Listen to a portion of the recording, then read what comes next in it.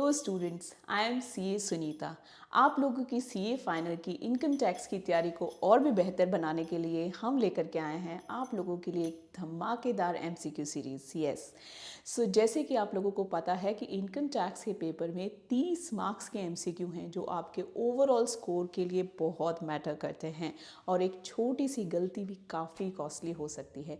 लेकिन टेंशन नहीं लेने हैं क्योंकि हम इन एमसीक्यूज़ के थ्रू करने वाले हैं कॉन्सेप्ट्स की क्लैरिटी और जो भी ट्रिकी क्वेश्चंस हैं उनको भी अच्छे से समझेंगे और साथ में अपनी एक्यूरेसी को भी नेक्स्ट लेवल्स पे लेके जाएंगे। तो चलिए शुरू करते हैं और एक भी मार्क्स को जाने नहीं देते हैं, right? So let's crack it together. Let's start with series. All the very best. तो क्वेश्चन है, मैंने यहाँ पे आप लोगों को हेल्प करने के लिए कि हम कैसे चलेंगे, मैंने इसका क्रक्स इस ब्लू शेड बॉक्स में दिया है।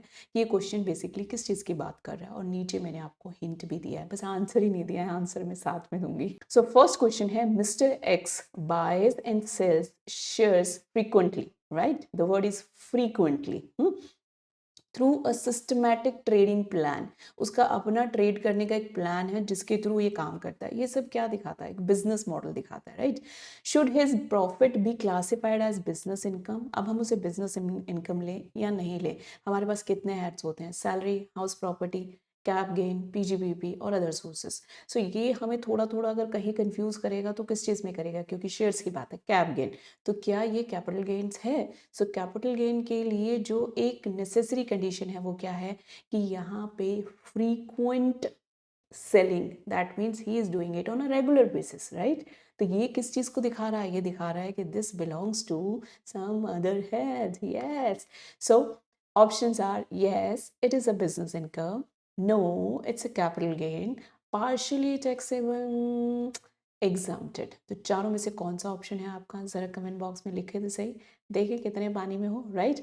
मैंने यहाँ हिंट दिया है कि यहाँ जो इम्पोर्टेंट वर्ड है that is frequent share trading is considered as business income. क्योंकि कोई भी चीज़ अगर आप बार बार कर रहे हैं, सेम पैटर्न में कर रहे हैं और उससे प्रॉफिट जनरेट कर रहे हैं, this is the nature of a business, right? Section 28 तो पढ़ा होगा। सो हमारा इसका आंसर होने वाला है yes it is a business income. ठीक है, कितने लोगों का सही था? Be honest to yourself, right? उसके बाद next question, mister Y, a farmer sells his inherited agriculture land for 2 crore rupees. Is it a business income? अब फिर again, is it a business income? Inherited land, क्या उसको रोज कहीं ना किसी inheritance आ रही होगी? नहीं। ये इनहेरिटेंस क्या होती है? जब हमें हमारे पूर्वजों से, हमारे दादा परदादा से कोई चीज़ चली आ रही है और उसी के रिजल्ट की वजह से कि हम उस फैमिली में बॉर्न हुए, हमें वो चीज़ मिल रही है तो हम उसे इनहेरिट कर रहे हैं। तो वो इनहेरिटेड ज़मीन को, जो कि एग्रीकल्चर लैंड है, उसने बेच दिया 2 करोड़ रुपए में। तो ये पूछ रहा है क्या ये बिजनेस इनकम है? सो अब मैं सोच रही हूँ ये बिजनेस इनकम है, सैलरी तो नहीं लग रही, हाउस प्रॉपर्टी भी नहीं लग रही, कैपिटल हो सकता है, अदर सोर्सेज हो सकता है। तो हमने एग्रीकल्चर को लेकर के एग्जाम्पशंस में कुछ पढ़ा था सेक्शन 10 में, वो हमें आके कंफ्यूज करता है। तो ऑप्शंस देख लेते हैं। वो कह रहा है yes he made a profit, क्योंकि प्रॉफिट वर्ड जुड़ गया ना तो फिर बिजनेस ही है, ठीक है। No it's a capital gain, क्योंकि यहाँ जो ये प्रॉफिट है ना, it's not profit, it's not of a current nature. ये क्या है? It's a gain, right?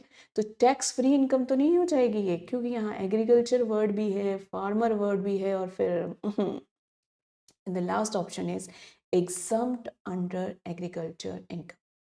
तो आंसर तो आप लोगों ने लिख दिया होगा, स्मार्ट हो यार। सो एक्सप्लेनेशन ये है कि जो इनहेरिटेड लैंड है, अगर वो बिकती है, उसको आप बेचते हैं, आप उसमें कुछ उगा करके उसको नहीं बेच रहे हैं, आप उस लैंड को ही बेच रहे हैं। So this is a capital gain, not business income. और मैंने यहाँ पे साथ में आप लोगों को एक ब्लू शेड बॉक्स में देखो जो दे रखा है हिंट दैट शोज कि वन टाइम लैंड सेल, इसको आप रोज रोज नहीं कर सकते, it's not of regular nature, recurring नहीं है ये, राइट? सो यहाँ पे आंसर क्या होगा हमारे लिए? क्या ये कैपिटल गेन है या नहीं? This is no, it is a capital gain, right? Let's move to the third question. A student start selling mobile, आप तो नहीं कर रहे ना? Accessories on Amazon is this considered business? अब वो क्यों स्टूडेंट है तो क्या उसको कुछ भी काम करना अलाउड नहीं है? नहीं अलाउड है। तो उसने अपने आप को थोड़ा सा और कैपेबल समझा और उसने कहा let me do a side business. Amazon पे उसने मोबाइल के एसेसरीज बेचना शुरू कर दिया।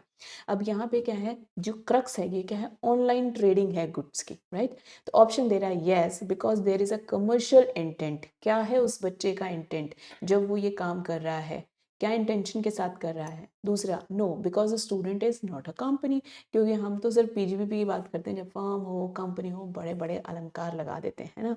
नेक्स्ट, पार्शियली टैक्सेबल होगा।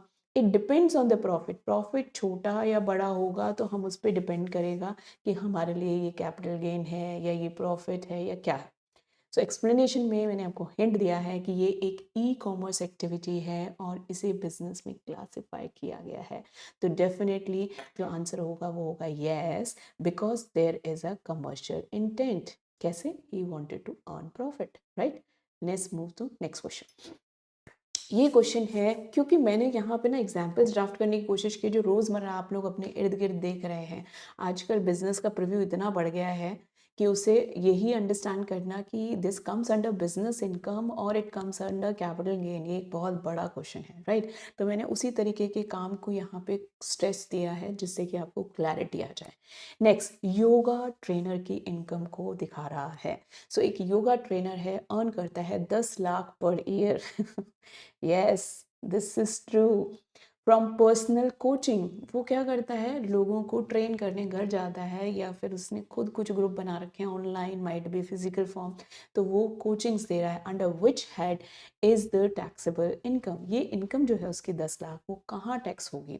Business income, professional income, other sources और एग्जाम्प्ट।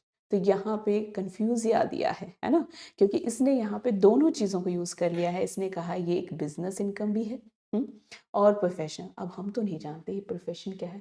सो अगर आप लोगों को याद हो जो प्रोफेशन की डेफिनेशन थी सेक्शन 236 की, उसने क्या कहा था? प्रोफेशन इंक्लूड्स वोकेशन, है ना। और वोकेशन की जब हम बात करते हैं तो क्या आप लोगों को पता है वोकेशन में कौन कौन से कैटेगरी के लोग आते हैं? चलो लिखो ज़रा, एक दो एग्जाम्पल्स तो दो तो पता चले।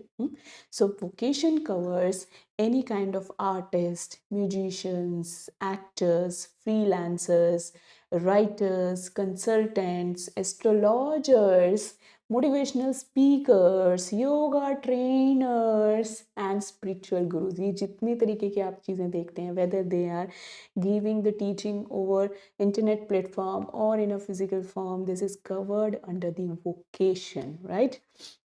तो अगर ये वोकेशन है, so yoga training is a vocation under section 236, hence तो क्या ये इनकम पीजीबीपी के लिए टैक्स हो जाएगा? Yes, it will be a professional income, right. Okay, now move to the next question. This is lawyer working in a firm. ठीक है, जब हम लॉयर की बात करेंगे तो अभी अभी मैंने सब आप लोगों को बताया था vocation. Does he comes under vocation or he comes under profession? जल्दी से एग्जाम्पल्स दे दो मुझे नीचे कि प्रोफेशन आपकी नज़र में क्या होता है। Give me some example of professionals. We charters, yes, चलो ये तो अच्छी बात है, आपको पता है। Doctors, yes.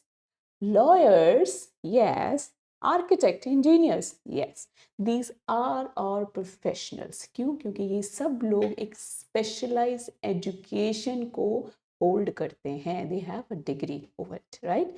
So a lawyer earns 20 lakh annually as a partner in a law firm।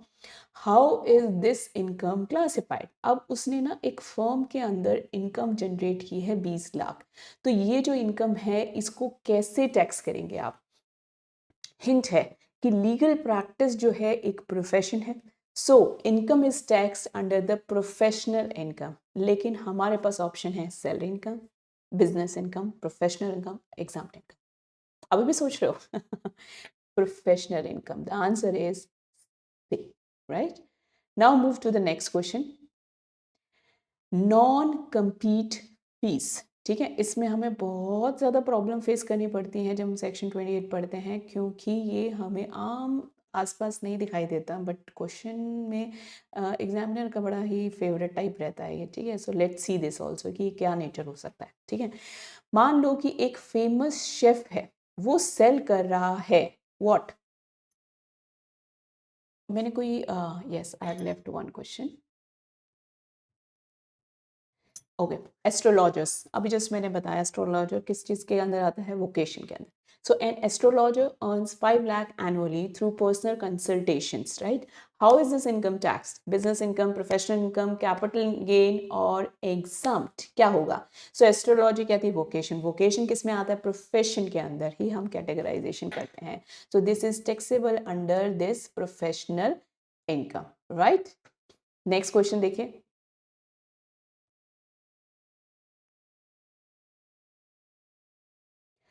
Now, अब ये जो क्वेश्चंस हैं इनको थोड़ा और केयरफुली पढ़िए, ठीक है, ताकि आप लोगों को जो थोड़े बहुत डाउट्स भी रहें वो ना हो यहाँ पे, ठीक है, क्योंकि ये थोड़ा सा ज़्यादा हम लोगों से एक्सपर्टीज डिमांड करते हैं।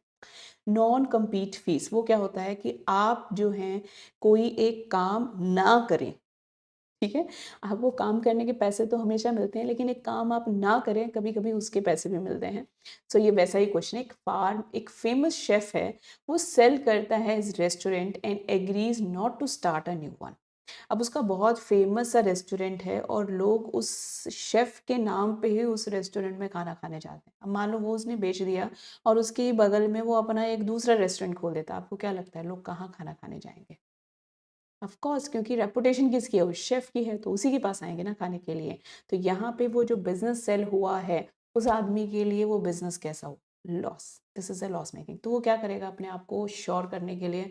वो कहेगा कि भाई साहब मेरी एक कंडीशन है आपसे, देखो क्या कह रहा है कि एक फेमस शेफ जो है सेल करता है restaurant and agrees not to start a new one in the same city for 5 years, तब तक मैं अपना नाम बना लूंगा, in exchange of 2 crore। Under which head will this be taxable? तो इसको काम ना करने के लिए जो पैसा दिया गया है वो किस हेड में टैक्सेबल होगा? फटाफट से सोचो और बताओ मुझे। पहला, कैपिटल गेन। दूसरा, profit and gains of business और profession. Income from other sources या एग्जाम्ड इनकम। सो हमने यहाँ पे हिंट दिया है कि जो कंपनसेशन होता है, ये एक तरीके का कंपनसेशन ही दे रहे हैं ना हमसे। No, for non compete agreement is taxable under business income. वो भी बिजनेस इनकम में ही टैक्स होता है। तो answer would be the profit and gains of business और profession, right? Let's move to the next question. A company received company 1 crore from a Keyman insurance policy taken for its managing director.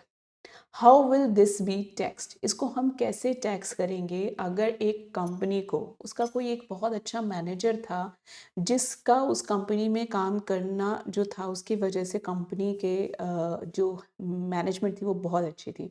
उस बंदे का वहाँ से निकल के जाना company के लिए एक स्ट्रैटेजिकली काफ़ी इम्पैक्टफुल रहता है, ठीक है, इसलिए उसने उसका इंश्योरेंस कराया। तो वो बंदा चला गया, अब जो भी करके गया वो खुद चला गया, डेथ हो गई है, वट एवर मीन। तो अब कंपनी को जो है इंश्योरेंस कंपनी 1 करोड़ रुपया देती है, तो उस कंपनी के लिए वो 1 करोड़ कहाँ टैक्स होगा? Fully taxable under business income, partially taxable, exempt या taxable under income from other sources. ध्यान रहे जो मैंने हिंट दिया है, key man insurance receipts are fully taxable as business income. क्यों? क्योंकि वो उसके लिए क्या है, एक तरीके की बिजनेस रिसीट्स हैं। तो ये कहाँ टैक्सेबल होना चाहिए? Under the head PGBP। और क्या इसमें हम कुछ थोड़ा बहुत रियायत दे दें? नहीं, जितना भी अमाउंट उसे रिसीव हुआ है वो पूरा का पूरा ही टैक्स होगा, ठीक है। Now move on to next question. This is an inventory conversion, है ना? कैसे देखें, इन्वेंट्री कन्वर्शन का मतलब क्या? कुछ ऐसा हुआ, मान लो कि मेरे पास एक बहुत अच्छी कहीं पे कोई बंगलो था, राइट, और मेरे को अब कहीं पे भी काम समझ नहीं आ रहा, तो मैंने क्या किया, उस बंगलो को थोड़ा-सा रेनोवेट करा के और उसी को मैंने एज़ एन टूरिस्ट स्पॉट, मतलब कि होटल या फिर किसी भी तरीके से इस तरीके के उसमें कन्वर्ट कर दिया और अब मैंने उससे इनकम जनरेट शुरू कर दिया। अब क्या था कि वो थी तो मेरी पर्सनल एसेट, है ना? एक अकेली इकलौती हाउस प्रॉपर्टी थी मेरे पास, लेकिन अब मैंने उसको कन्वर्ट करके क्या बना दिया है, अपना बिज़नेस एसेट। तो अगर मैं किसी चीज़ का ऐसे कन्वर्जन करता हूँ, और ये वाइस वर्सा भी हो सकता है ना, कि मेरे पास कोई बिज़नेस एसेट था, ठीक है? जैसे कि फॉर एग्ज़ाम्पल कि मेरा कंप्यूटर सिस्टम था जो मैं ऑफ़िस में यूज़ करती थी, बट अब मेरा तो ऑफ़िस ही ठप हो गया, बंद हो गया। तो मैं उसको घर ले गई और अब मैं उसमें अपने पर्सनल काम करती हूँ। तो एक बिज़नेस एसेट एक आपके पर्सनल यूज़ में कन्वर्ट हो सकती है, पर्सनल आपकी उसमें हो सकती है। तो इस सिनेरियो के अंदर क्या सिचुएशन हो सकती है? तो एक जूलर जो है उसने ट्रांसफ़ॉर्म किया diamonds from his business stock, ठीक है, टू हिज पर्सनल कलेक्शन। उसको खुद भी तो अपनी चीज़ें पसंद आ सकती है ना, उसने उसको पर्सनल कलेक्शन में पार्ट बना लिया। How should it be tax? अब क्योंकि देखो उसके, ऐसे समझ लो इसे कि उसका अपना एक शोरूम है, वहाँ पे कोई ज्वेलरी है वो बहुत सुंदर है, तो बाहर कोई खरीद सकता है, but at the same time owner को भी तो पसंद आ सकती है ना। उसने क्या किया, खुद अपने हाथ में डाल लिया, अपनी बीवी को दे दिया या वट, राइट? तो अब वो वाली एसेट से कन्वर्ट होके क्या हो गई, तो यहाँ पे कोई भी मनी ट्रैवल नहीं हुआ। तो इस सिचुएशन में क्या ये टैक्स होगा? पहले अपने आप को ये आंसर दो। अगर होगा तो ये किस कैटेगरी में टैक्स होगा? ठीक है, मैंने हिंट दिया है कि जब भी ऐसा होता है कि कोई चीज़ मुफ्त में कहीं जा रही है, तो वहाँ पे पिक्चर क्या आती है, फेयर मार्केट वैल्यू। और जो भी कन्वर्ट हुई है capital asset into your this, तो उसकी fair market value as on that date क्या थी, वो हमारे लिए क्या होगी, उसकी टोटल प्राइस। सो ये टैक्स होगा या नहीं? तो इसने ऑप्शन दिया है not taxable, taxable under business income eight market value, या टैक्स अंडर कैपिटल गेन, या टैक्स अंडर अदर सोर्सेस। फटाफट से अपने अपने आंसर बता दो मुझे, कहाँ होगा, यस और no first? Yes, very good, जिसने भी यस बोला ना, कम ऑन। अब टैक्स होगा तो कहाँ होगा? क्योंकि वो बिज़नेस कर रहा है, उसका शोरूम है, वहाँ से कोई एसेट वो कहीं बाहर बेचे या अपनी फैमिली को बेचे, इनकम जो जनरेट होगी वो कौन सी इनकम होगी? Business income. वेरी स्मार्ट यार। आप लोग तो मतलब मुझे लगता है कि और थोड़ा डिफ़िकल्टी लेवल लेकर के आना पड़ेगा मुझे क्वेश्चंस का। Very nice, good going. Next question. अभी we are approaching towards the end. So अपनी क्या कहते हैं, सीट की बेल्ट्स बांध लो। ट्रेड एसोसिएशन से रिलेटेड इनकम्स। ट्रेड एसोसिएशंस आप लोगों को पता है, ठीक है? क्या होता है, जैसे कि हम किसी भी जैसे सीए हैं या फिर लॉयर्स हैं, तो ये इनकी एक एसोसिएशन होती है, जो कि ये लोगों को अगर कोई दिक्कत आए तो वो एसोसिएशन इनके बिहाफ पे काम करता है। मेडिकल एसोसिएशन के बारे में बहुत सुना होगा आप लोगों ने लेटली, कि वहाँ पे अगर कुछ भी इशू हो जाता है डॉक्टर्स को, तो वो एसोसिएशन स्ट्राइक पे चली जाती है, या डॉक्टर्स को अपनी तरफ से वो करती है। तो ये ऐसे ही ना हर जगह होती है। ट्रक्स की अपनी एसोसिएशन होती है। जो भी लोग मतलब किसी एक काम से बहुत ज़्यादा जुड़े हुए होते हैं, वहाँ पे generally you will find an association जो कि उनसे रिलेटेड डिसीजंस लेती है, ताकि उनके हित को कोई अफेक्ट ना करे। तो ये क्वेश्चन उसी का है। अब वो एसोसिएशन को अगर किसी भी वजह से कोई इनकम जनरेट हो रही है, तो उसका क्या करें, राइट?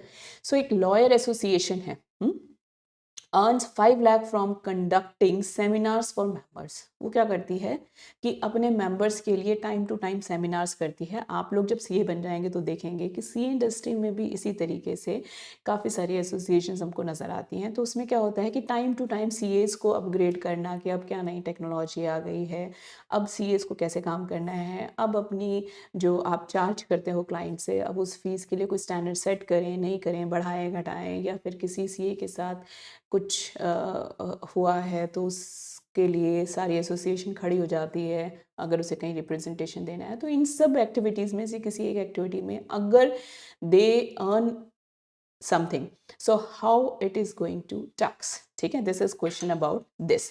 सो क्या करेंगे यहाँ पे, पहला ये एग्जाम्प्ट हो जाएगी, या टैक्सेबल होगी अंडर बिजनेस इनकम, या टैक्स होगी अंडर कैपिटल गेन, या फिर पार्शली टैक्सेबल होगी, ठीक है?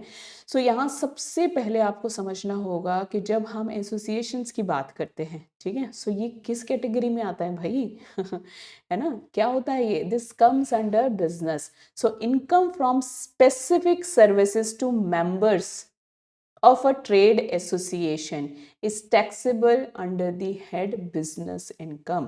ये आप लोगों को सेक्शन 28 में क्लियरली लिख के दिया गया है। तो ऐसी कोई भी सर्विस अगर आप अपने मेंबर्स को देते हुए कुछ पैसा कमा रहे हैं तो this is taxable under the head business income. किसको टैक्स होगा ये? जिन लोगों ने सेमिनार दिया नहीं, बिजनेस इनकम, राइट। अगर वो पर्सनली लॉयर एसोसिएशन जो है वो, ठीक है, तो उसको टैक्स होगा, राइट। Next, a textile exporter receives 2 lakh as a duty drawback, right. एक टेक्सटाइल एक्सपोर्टर है, एक्सपोर्ट करता है कपड़ों को किसी दूसरी कंट्री में, जिसके बदले में उसको ड्यूटी ड्रॉबैक मिलता है। मतलब क्या होता है कि जो भी उसने ड्यूटी पे करी उसको वापस मिल जाती है once the export process and everything is done. तो क्या वो पैसा जो उसी ने पे किया था उसको वापस मिल गया है, तो क्या वो टैक्सेबल होगा?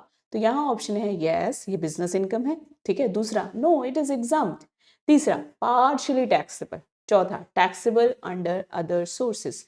तो सबसे पहले आप लोगों को ये पता होना चाहिए, अपना ही पैसा अगर घूम फिर के हमारे पास वापस आ जाए तो वो क्या टैक्स होता है, और अगर होगा तो वो कहाँ टैक्स होगा। तो ये जो ड्यूटी ड्रॉबैक्स होते हैं that is very much taxable, और ये टैक्सेबल होते हैं under the business income head.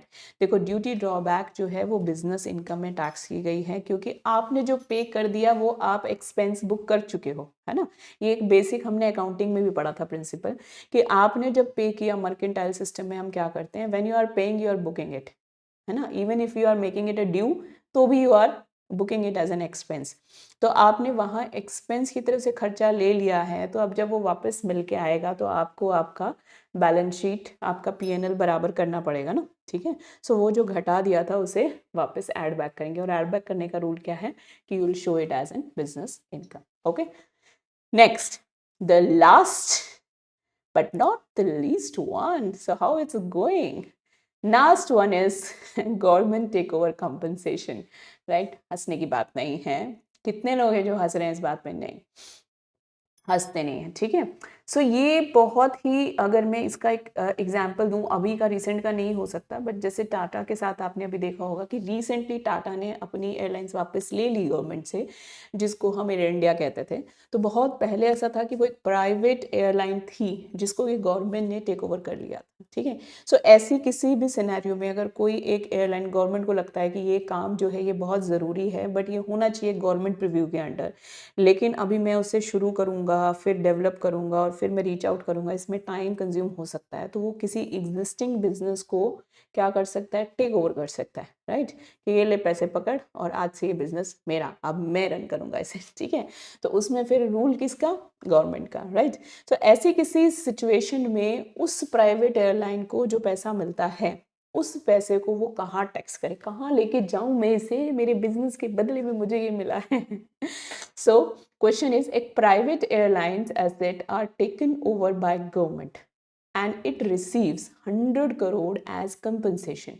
How is this taxed? चलो ये तो एयरलाइन की बात है, लेकिन अभी बहुत रिसेंटली आप लोग काफ़ी चीज़ों को देख रहे हो, जैसे कि जहाँ जहाँ पे भी इंफ्रा प्रोजेक्ट्स चल रहे हैं, ठीक है।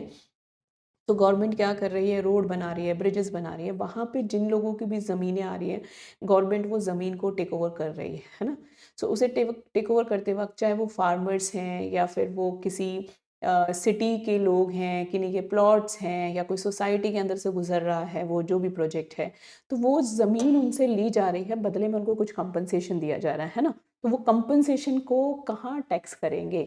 सो ये कह रहा है कि ये टैक्स होगा ही नहीं, इसे एग्जाम्प्ट माना जाएगा, पहला ऑप्शन। दूसरा कह रहा है कि इसे बिजनेस इनकम मान ली जाएगी, ठीक है। तीसरा कह रहा है कि इसको हम कैपिटल गेन मान लेंगे। इस चौथा कह रहा है इसे हम पार्शियल टैक्सेबल मानेंगे। हिंट क्या है कि compensation for government take over is taxable as an business income. ये क्लियरली लिखा गया है सेक्शन 28 2D में।